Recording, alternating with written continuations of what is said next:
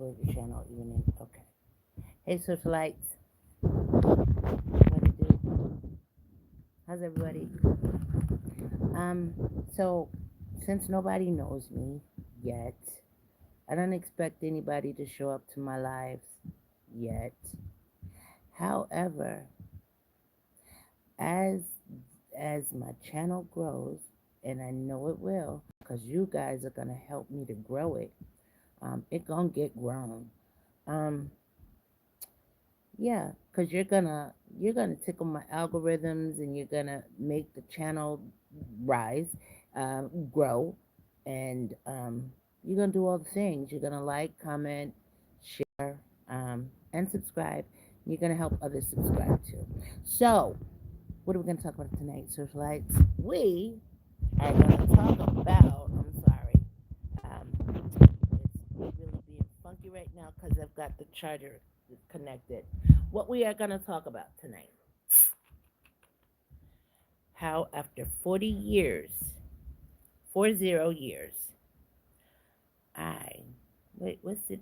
Today is October 3rd. In 3 days, will be 10 months that I have been smoke free. Yay! And to God be all the glory. So listen. First, how did I start smoking? You ask. Well, I'm glad you asked that question because I'm going to tell you. I'm going to learn you. Um, I started smoking idiotically because my system wasn't used to uh, nicotine. So when I first started, I would get a little buzz. And then stupidly, I thought that was really, really fun. And I'll never forget, right around the time that I started smoking as a habit instead of just, here and there. I was working at a restaurant that's now defunct called Ponderosa. For all you old heads, y'all might remember. And my stepdaddy used to call it Panchirochi. Um, I worked with this girl named Selena. I wish to God I could remember her last name. But she smoked as well. And I told her, it gives me a buzz. And she said, um, pretty soon that buzz is going to go away and you're going to be addicted. And I laughed right in her face. Ha ha ha ha ha. That will never be me. And 40 years later, I smoked. You hear me? And I could not seem to get this monkey off my back. I used hypnosis. I used pills, patches, lozenges, gum, um, anything and everything. And I still have some of the things today because I was doubling and tripling up on them with my HSA account. Um, and the patches didn't work, the pills didn't work, the gums didn't work, the lozenges didn't work. You know what worked? I'll tell you what worked. My obedience to God. Um, so the women in my church, our first lady called for us to do a 7-day fast.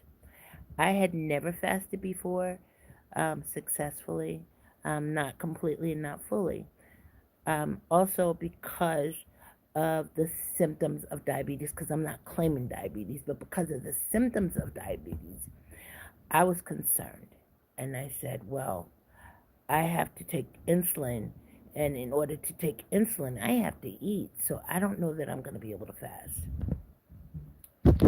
Cut to me saying, God, not my will, but your will be done. And, oh, I'm sorry, Ivan Uloa. Hi, Sean. I'm saying hi back. I'm sorry, Ivan. Hi and bye. My day was, I'm glad that the work day is over and we can move on to that. Hey, girl, can you stand up? Why? Why do you want me to stand up? Sean, if you tell me why you want me to stand up, stand up. I don't think you're still here. Anyway, back to what I was saying.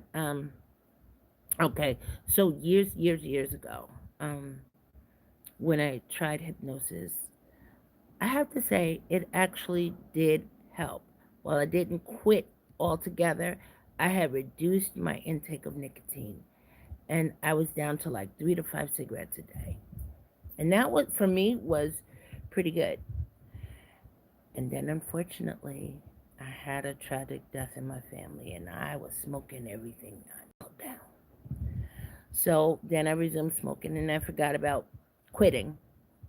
And then some years later, like, when I would run out of money, I didn't have money to get a pack of cigarettes, I would go to the store that sold the Lucy's and get me a couple of cigarettes. And I don't know, the nicotine had me really hooked. But that, I rededicated my life to Christ because I started smoking during my backsliding stage.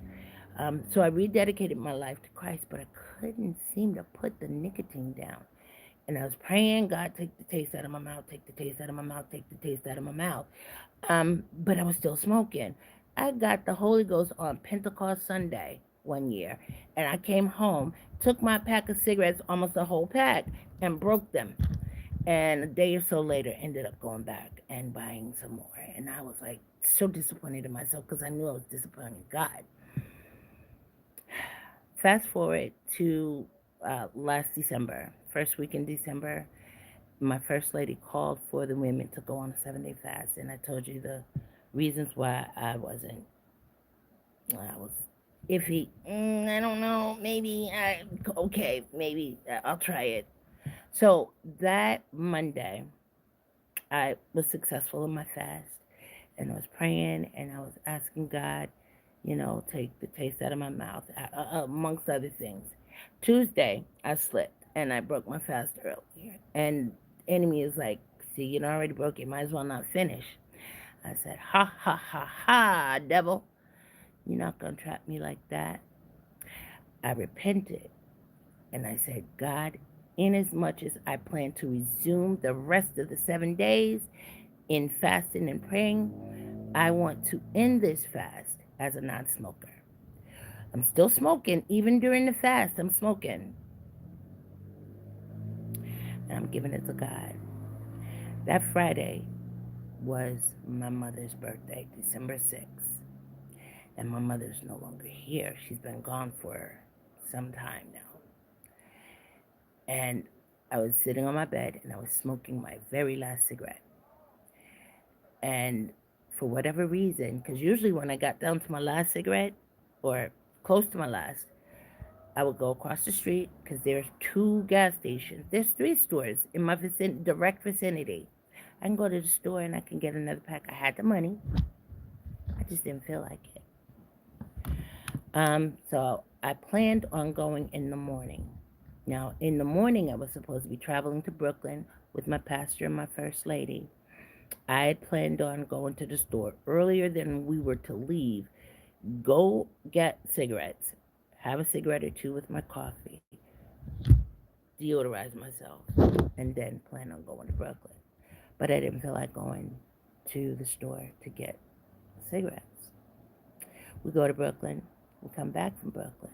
We stop off at the diner, picking up to eat, to end our fast at 6, because it wasn't yet 6 o'clock. I get dropped off. I go home instead of going to the store because I didn't feel like going to the store. That was my whole 24 hours without a cigarette. And I'd done it before, but then I tripped up. But in my mind, I'm like, you asked God to let you in this fast as a non-smoker. You're not fit. For the first time, I wasn't feeling withdrawal symptoms. I wasn't lightheaded. I wasn't irritable. All of the things that made me fearful of not having cigarettes when I ran out. That's why I would go before I'd even completely ran out, because of the withdrawal symptoms. I don't know who I'm talking to, but I know I'm talking to somebody. God is a deliverer because he did it for me. I'm not telling you something I heard. I'm telling you what I know. God is a deliverer. You have to give it over to Him. Completely and utterly trust Him. He will do it for you. I smoked my last cigarette December 6th, my mother's birthday. God rest her soul. And I think there's some significance to that too. But I smoked my last cigarette on her birthday of 2024. It is now coming up on 10 months, and soon it'll be a year. And I have nobody but God to thank for it. So, again, not telling you what I heard, not telling you what somebody told me. I'm telling you what I know. I tried Him for myself, and I know Him to be real. He can do it for somebody that's out there that think that there is no hope. He can do it. Trust Him. Believe. Pray. Have faith the size of a grain of mustard seed. He will do it for you. He is no respecter of person. That much I know about God. I don't know who I'm talking to, and this is not even the direction I had planned on going. But in as much as I did go this direction, whoever needs to hear this, know that God will. He can, and He will. You just have to trust Him. Give it to Him. Leave it at His feet. God is a prayer answering God. He did it for me, and I am so grateful. Well, I went live for a whole 12 minutes sharing my testimony.